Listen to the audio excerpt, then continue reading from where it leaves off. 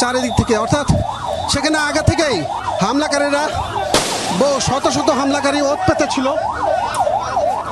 তারা পরিকল্পিতভাবে, আমরা বিভিন্নভাবে শুনতে পাচ্ছিলাম যে এনসিপি নেতৃবৃন্দ যখনই রওনা দিবে চলে যাওয়ার পথে তাদের প্রতি অতর্কিত হামলা করা হবে।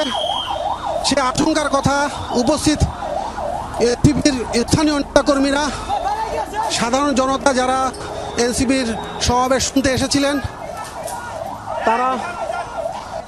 তারা আমাদেরকে বলেছিলেন।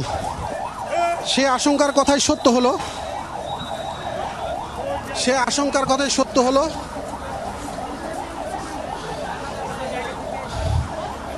তারা